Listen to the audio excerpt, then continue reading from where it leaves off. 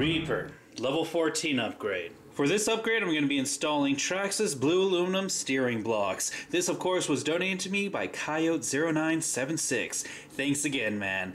Now, guys, this is one of those things I've been wanting to get into this truck for a while because I bash the heck out of this thing, so I want it to be very strong. So let's go and open these things up and check them out.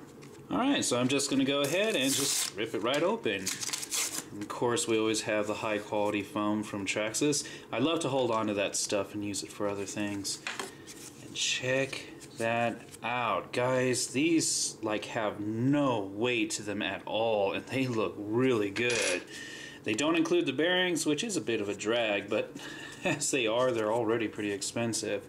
So let's go ahead and get these installed. And the first step, of course, is going to be removing the front wheels by undoing the 4mm nut that holds them on. Once I remove the tire, I need to take off the wheel hex hub. Now, usually this thing would be made out of plastic, but I have the MIP, so these are made of metal and they are held in with a grub screw. So if you have the plastic ones, you're going to have to use a flathead screwdriver to go ahead and pry it off. There's also going to be a little washer on the inside, but with the MIPs, I don't have the option to put it on there. So the next thing after that is I'm going to have to remove this screw that holds on the turnbuckle, as well as this top shoulder screw and bottom shoulder screw that hold it to the caster block. Once I remove those 3 screws, all I have to do is push the steering block backwards and pull it off the axle. Now I need to go ahead and push out the bearings that are inside of it. One on this side and one on that side. Alright, once I get those bearings out, I can go ahead and show you a quick comparison between the new ones and the stock ones.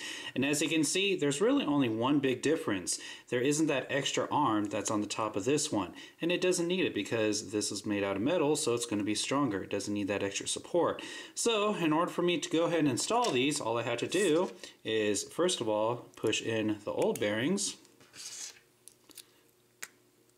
Once those are in, I just need to reverse the process. Slide in the axle just like this, and then make sure the bearing doesn't pop out.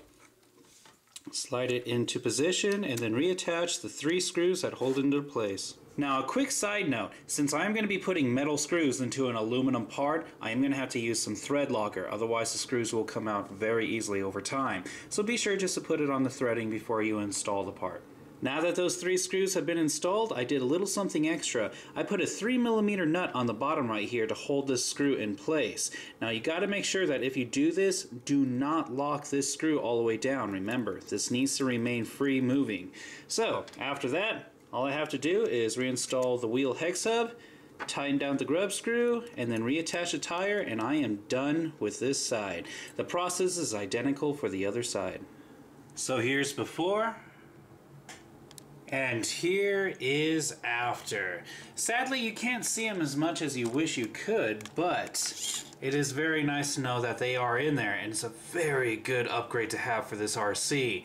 So thanks again, Coyote, for this awesome upgrade, but this one is done with. One last thing I should go ahead and mention, if you do have the MIP dry shafts, I just want to go ahead and let you know that these parts are compatible and they will not be rubbing up against each other. And that was Reaper's level 14 upgrade.